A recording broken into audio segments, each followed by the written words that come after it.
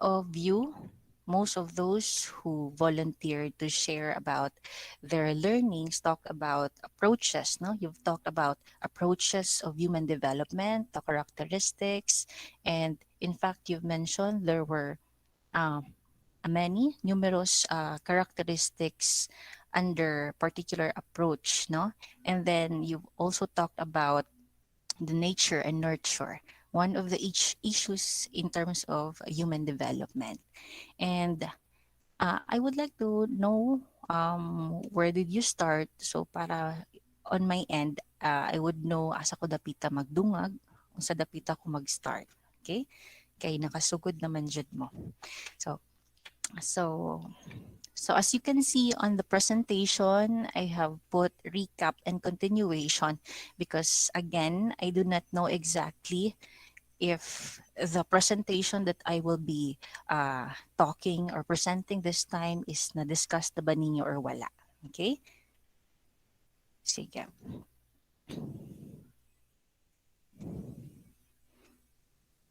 Okay, let's try to talk about the differences between growth, development, and maturity. This is again part of the basics of human development. Before we discuss about the theories, before we discuss more deeply on each stage of development. So let's try to differentiate what is the difference between growth, development, and maturity. In the English language, no, technically, when we say growth or development, these two words are just the same. They are similar,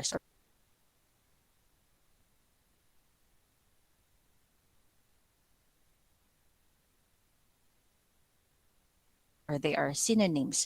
But although they are synonyms, there are still differences, especially when it comes to development or development to growth or vice versa. So these terms are not interchangeable, although they are inseparable. Okay? So dili siya kuan, dili siya pwede kanagaling I mean, dili siya pwedeng gamiton ang kani nga term para sa isa ka term, but they are inseparable. Magkuyog yun ning growth and development. Okay, when we say growth, this refers more on the quantitative changes. For example, the increase in size and structure, the increase in particularly the internal and external parts of the body. So, if you try to look at yourself right now, tanawin niyo yung kaugalingon and you try to compare yourself years ago, you can really see the growth, the quantitative changes that happened when you were still 1 year old up until now that you are already, I don't know, you're 18 or 19 years old. You can obviously see the difference or the growth. So the quantitative changes. And internally, though dili niyo siya makita, but you can actually feel that your brain is also growing or nindako na jud. Yung term nga nindako na ang ulo, no? Like unlike before, ang internal organs, your heart, as compared when you were still a baby, so lahi na siya ang size. And when it comes to development, this refers to the qualitative changes. So if when we talk about the qualitative or just the observable changes or the behavioral changes that is part of the development.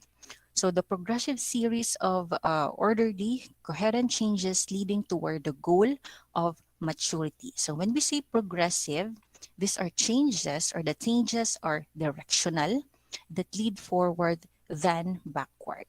So positive and not negative. So forward siya. When we talk about progress, it should always be moving forward, abante. So dili siya pwede backward kung when we use the term progressive. Say for example, part of the characteristics that you've already talked about, no? Human development starts from the simple to complex. It starts from the center of the body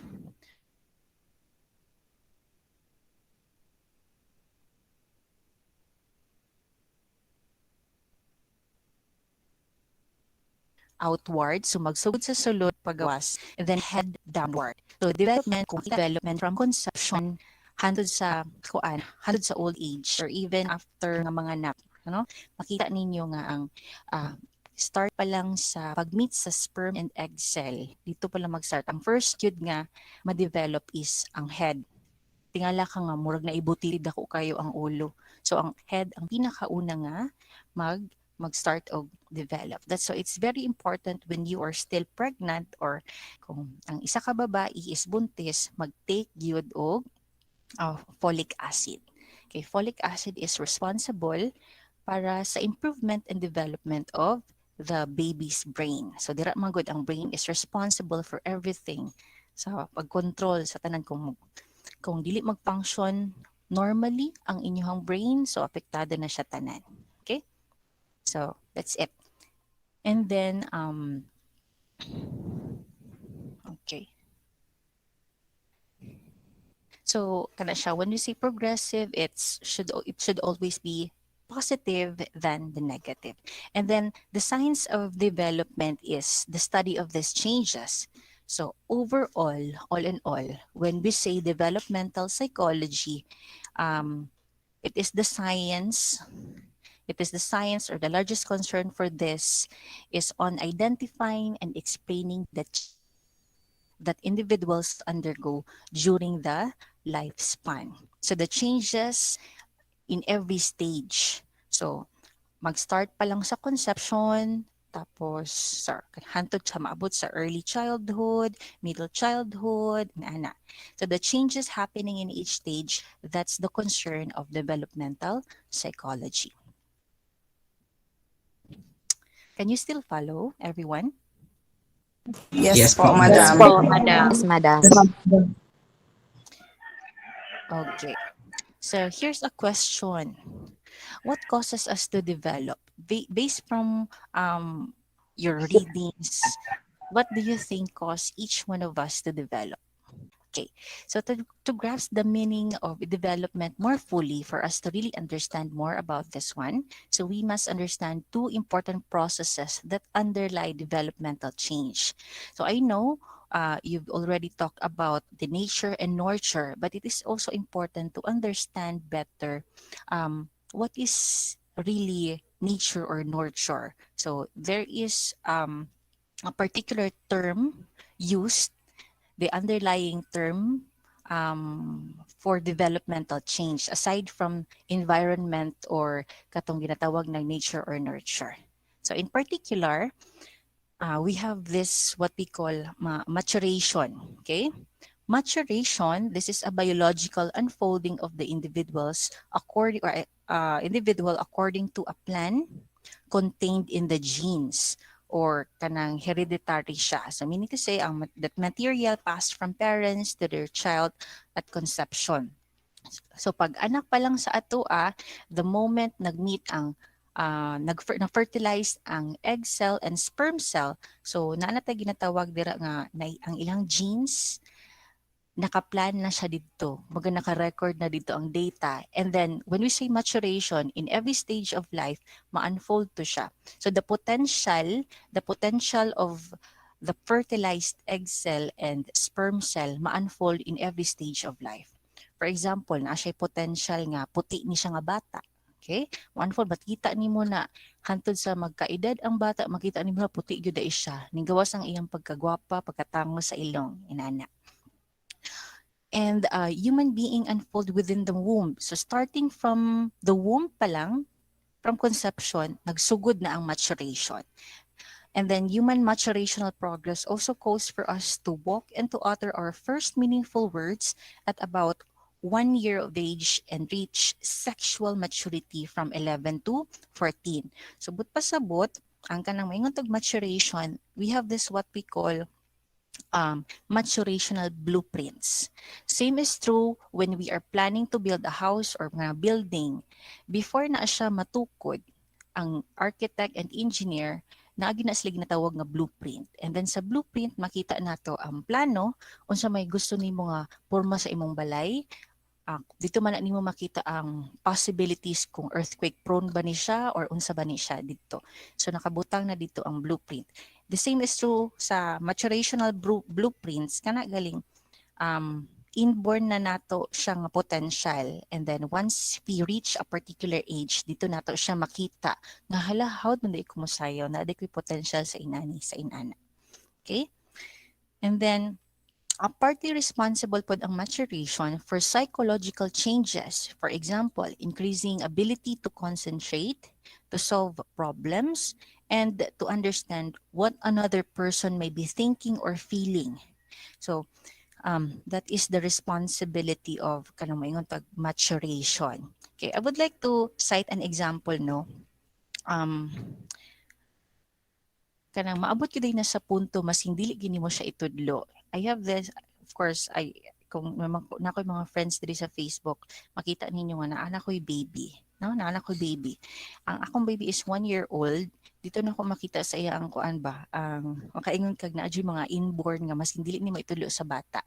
Kay I have observed sa iyang edad karon nga 1 year old, every time nga tantahan na ako siya or maminaw siya og mingaw nga music, sad nga music, muhilak gid siya. Muhilak. Nga wala may nagtudlo sa iya nga dapat muhilak siya kung makadungog siya lullaby, kantahan siya og anything nga kanang mga emotional nga makanta, muhilak siya. Nga wala may nagtudlo sa iya ana kay di pa man siya kabalo kaayo mo storya. So dito na to makita nga naa jud siya mga inborn nga automatically once ma-reach na niya nga stage, ma-feel na gid na without you teaching the person. So there is an innate potentials nga ang siguro ang environment could also be a factor kay the importance of guidance sa mga tao sa palibot para ma-enhance ang potential nga naa sa iyaha. Okay? So mao na ang kanong ginaingon nga growth and development, maturation, and the other term that I will be using, these are very important factors for full development. Okay? Um, so that is what we call maturation. So kato kong gimension, maturational blueprints, it guides us or it guides all of us through many of the same developmental changes at about the same points of our or of own life, of our life. So muna siya ang guide. So muna siya ang plano. Okay? Muna siya ang plano. Okay, next we have learning.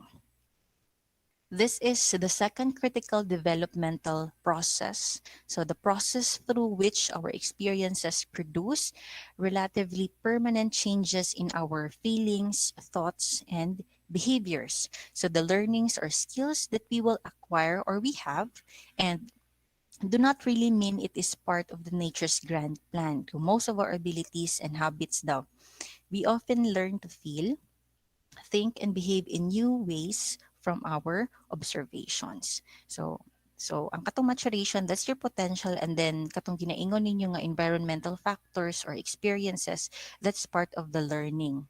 Labi nag maabot sa point nga na nakaibuot, our reaction, the way we handle ourselves will be based from our observations from what we our observations from our surroundings. No, maka-learn man ka nga every time buhaton nimo na basig makahilak ka so dili nimo na siya buhaton. So naa siya development, naa siya progress based from the learnings that we will or the learning that we will be acquiring. Kaya ang kaning maturation and learning, these are two important underlying developmental kumbaga factors for full development. Okay. Specifically, okay, wait lang. Specifically, when we say human development, there are also factors that we need to consider, no? Dili lang siya human development as one. So there are also aspects of human development. We have the physical, the cognitive, and the psychosocial development of humans throughout the lifespan. So what types of development are involved in each of these three domains? So for example, we have number one, um, the physical development, no? So when we say physical development, uh, it is a development involving The body's physical makeup, including the brain, the nervous system, the muscles, and the senses, and the need for food, drink, and sleep. Okay? Okay. So examining the ways in which the body's makeup, yung atong brain, the nervous system, the muscles, the senses, and the need for food, drink, sleep, this helps determine our behavior. For example, so one specialist in physical development might examine the effects of malnutrition and the pace of growth in children. So while another might look at how athletes' physical performance declines during adulthood. So the physical development daw, according to some developmentalists, nga, if we handle ourselves better, if we eat better good food, of course it can be seen through our performance. So you really have to take good care of your physical aspects. So uh, other aspects sa imong pagkaikaw, your being human, will be performing better. Okay? Kaya kung ikaw pod, you will not eat properly, di ka mokaon, dili ka matulog, then do not expect to have a better cognition. Do not expect to have a very good mental status. No, mo na ginaingon ba nga kung kuan daw kanang naiuban nga napas mo nabuang inana. But up until now, there is still no proof. There is still no proof correlating ang kanang pas mo nga mabuang.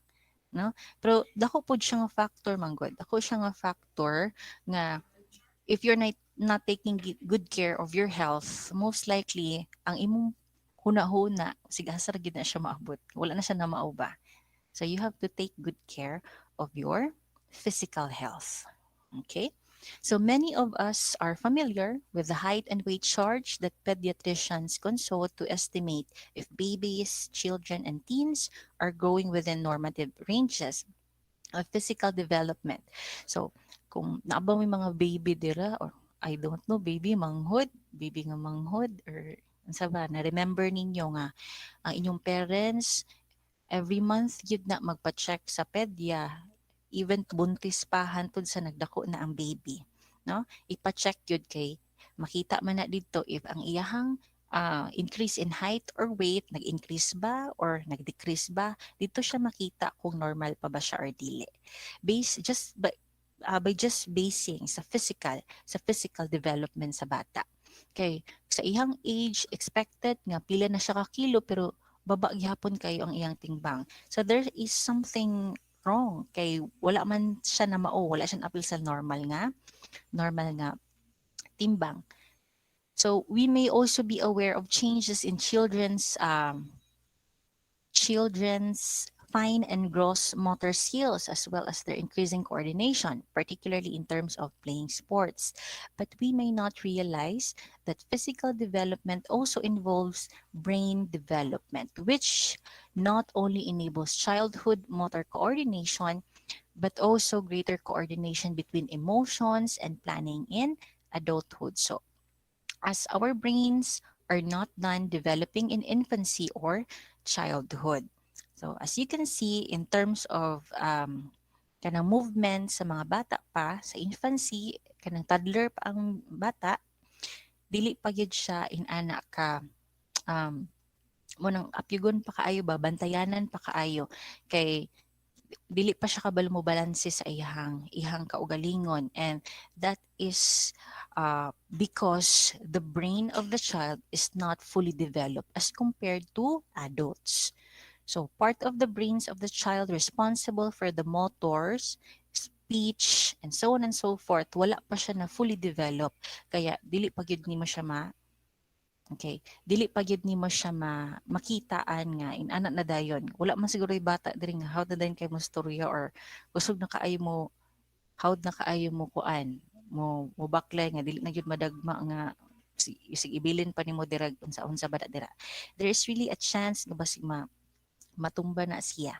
Okay? Okay, along with the developments of the brain, of course, the bones, the muscles are not yet fully developed. And then physical development also includes kaning puberty, the sexual health, fertility, menopause, changes in our senses, and primary versus secondary aging. Okay? So the puberty, na uban ang puberty stage sa uban kay sayo ra pug kaayo kanang dugon ang mga girls, no? Menstruation nila na uban 9-year-old, 8 years old, gitugo na. Ang uban 16 years old mo pa'y pagdugo. So that will really matter. There is really something, of course, you really need um, to ask your pedya. Mag-ask din sa pedya. Labi na og kanang dili gay siya normal. Kay naamagid na siya explanation ana. So healthy habits with nutrition and exercise are also important at every stage or an age across the lifespan. So ang importance sa gihatag dere is the importance of good nutrition, good health. Okay? And we have the cognitive development. So this is development involving the ways that growth and change in intellectual capabilities influence a person's behavior. So if we watch and listen to infants and toddlers, for example, no, we can't help but wonder how they learn so much so fast, particularly when it comes to language development. Then we compare young children to those in middle childhood. So there appear to be huge differences in their ability to think logically about the concrete world around them. Sige, can I ask some of you mga one or two? What's your stand? What do you think ang bata, dali na siya makastorya? Unsay factor, ana? Based sa inyong observation sa inyong mga manghod or the influence of social media or videos, no? Okay. Videos in terms of kanang teaching the child to speak. Mga batan ang mga baby karon, mga bata hawd na kaayo mag English. Yang kita sa atong among edad sa amo na lang ha. Sa among edad sa una maka English na maka-eskwela na. Pero karon mas wala pa nag-eskwela ang mga bata. Hawd na kaayo sila mag-English. And siguro maka-input ta factor ang sige, ang exposure of videos, ang mga kokomelon dira, exposure sa YouTube nga kokomelon, nga English man kaayo. So, since ang bata is wala pa kayo learning, so ang focus nila, labi nag ang parent, kasi og pasalida, of course, ma-memorize magyud na siya sa bata, no? Ma-memorize mo ng learning. Ma-learn nila, then matingala ka how na dayon kaayo kay wala pa man kaayo na sila other concern labi na og perminti nimo i-expose, no? Pero dako pod na siya nga kuan dili pod pwede nga pasagdaan pod nimo kay napoy tendency nga how lagi kay mo English ang bata nya wala na pod nimo gina-communicate ginapasagdaan lang nimo tan-aw sa TV napod siya factor nga kabalo lang siya yes pero di siya kabaloon sa pag-apply di siya kabaloon sa pag-communicate kabalo lang siya mo ng English pero di siya kabaloon sa unsay spelling later on, no? So inana siya ang mga factor. Okay. Um, then as we compare young children to those in middle childhood, there appear to be huge differences in their ability to think logically about concrete world around them. So cognitive development includes the mental processes, the thinking, learning, and understanding, and it doesn't stop in childhood. So adolescents develop the ability to think logically about the abstract world, um, and may like to debate matters with adults as they exercise their new cognitive skills. So we will talk much or more of this one once we move on to the theories and of course to discuss each stage of development. Ato na siyang hisgutan later on. Okay? And we have that's all for the cognitive aspect. And let's proceed to the psychosocial development. So the psychosocial development, um, it is a development in the domain involves okay, what is going on both psychologically and socially. Okay, And as you can see, it is also mentioned personality development and social development. Okay, when we say personality development, it is the study of stability and change in the enduring characteristic that differentiate one person from another over the lifespan. So the difference of your existence, or I mean your uniqueness. Maskin pagkambal, the same of nawong, there is still difference in terms of their behavior or personality as a whole, no? That makes you different from your siblings. And when we say social development, it is the way in which individuals' interactions with others and their social relationships grow, change, and remain stable over the course of life. And then, muna siyang, kung isahon nato is psychosocial development. So this development involves what is going on both psychologically and socially. So early on, the focus is on infants and caregivers. So the importance and the role of the caregivers, no? Caregivers, most likely mga parents.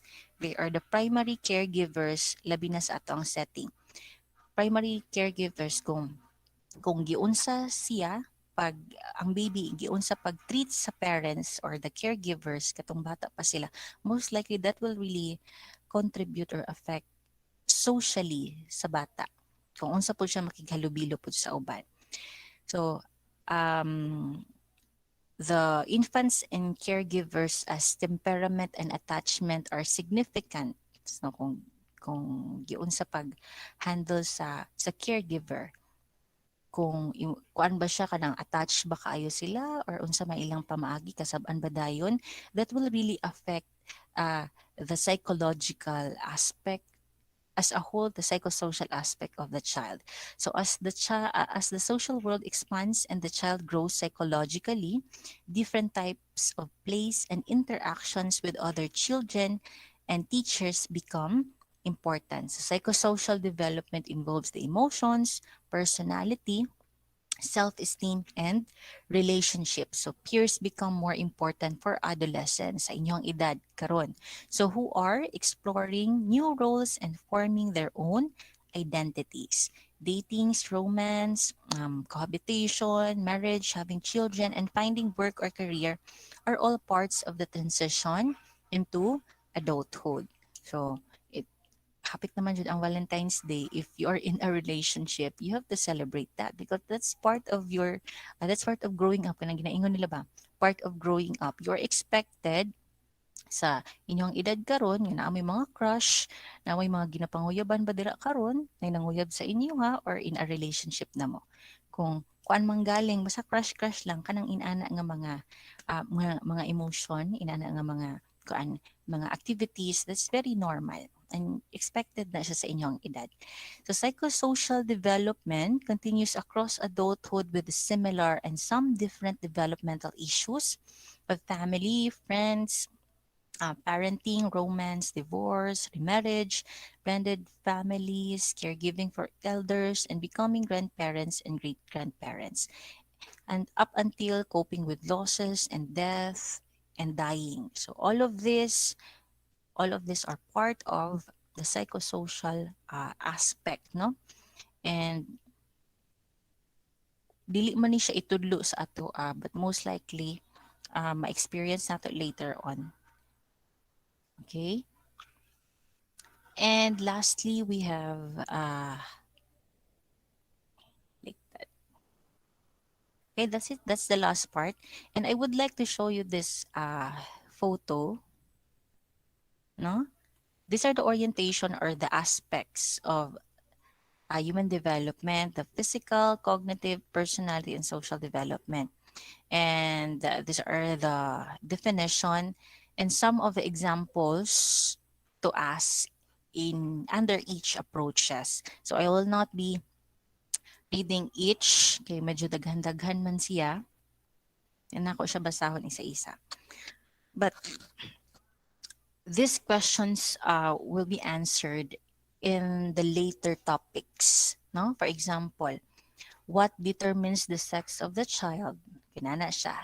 That is also part of our discussion later on. Um, does intelligence decline in late adulthood? Hmm, that will also be answered later on. And what is the best procedure for disciplining children? Not exactly the procedure siguro. Mga kuan lang siguro, mga guide. We might talk about that later on. Or the expected developmental tasks of each stage we will be discussing later on, no, sa ato mga remaining topics. Okay, let's also talk about some of the issues. And I think the issue on the nature versus nurture, you've already talked about that. And I just would like to ask, I mean to add, this is another issue in human development, ang continuous and discontinuous development. Kasi nga, there are developmentalists, no, they are arguing nga ang development daw sa tao, the human development, continuous daw na siya. Meaning to say, development as a cumulative process, when we say continuous, gradually improving on and existing skills. So with this type of development, there is a gradual change. So, for example, a child's physical growth adding inches to their height year by year. So there is a continuous every year, every stage of life, na agid siya madungag na ay change. So when we say this continuous development, in contrast to other theories, theories who view development as discontinuous believe that development takes place in unique stages and that it occurs at specific times or ages. So with this type of development, the change is more sudden. So but pasabot, kung ang continuous is, inani, pakita na ko sa inyo ang photo, kung ang continuous is very smooth ang transition, very smooth ang transition from infancy to adulthood, makita niyo ang change. Ang discontinuous is delay, na a time na ang infancy from 1 year old up to particular age, there is no change physically or unsa ba na siya dira, emotionally or in terms of cognitive development, wala kaayo, pero mukalit lang siya ambak sa next na pod nga stage, no? Dili siya smooth ang ihang transitions. That's according to theories who believe nga discontinuous ang change. And one of the primary issues po challenging developmentalists is whether development kato siya proceeds in a continuous or discontinuous fashions. In particular, continuous change is quantitative in nature. So take note, when we say kanang continuous daw, quantitative in nature. So the basic underlying developmental process that drive change remain the same over the course of lifespan. So continuous change then produces changes that are a matter of degree, not of kind. So changes in height prior to adulthood, for example, are continuous. So most likely, ang katong mga naggatuo, ang kanay sa continuous change, ang makita manggod nila is ang kanang physical change.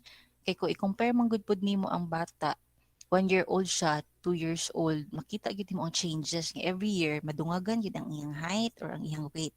So similarly, as we'll see later topics, no, some theories suggest that changes in people's thinking capabilities are also continuous. So showing gradual quantitative improvements rather than developing entirely new cognitive processing capabilities. So katong mga developmentalists who believe nga continuous ang change, they are really pushing nga in terms of cognitive development, continuous po siya. Every year na agad siya progress, smooth transition. So in contrast, one can view development po, itong ginaingon nga discontinuous. So occurring in distinct stages. So each stage or change brings about behavior that is assumed to be qualitatively different from behavior at earlier stages. So consider the example of cognitive development we'll see later pods, later topics, that some cognitive developmentalists suggest that as we develop, our thinking changes in fundamental ways, and that such development is not just a matter of quantitative change but of qualitative change. Okay? So later on, ato man na siyang i-discuss in particular sa mga theories related to cognitive development. Okay? So if I were to ask you, if you consider yourself a developmentalist, which do you prefer more? Are you more of a continuous developmentalist or discontinuous developmentalist in terms of um, human development? Asa man mo dira? So we're going to answer that sa inyong activities right after this one. Uh, I will be posting your module along with the activities. Okay. And one of that is you're going to ask yourself, no? You're going to ask yourself if you are a developmentalist in favor sa continuous development or sa discontinuous development. Okay? Okay, thank you for joining the call. Again, at 3 p.m., the module will be posted sa Google Classroom. Okay, thank you so much. See you next week. So Wednesday gapon same time.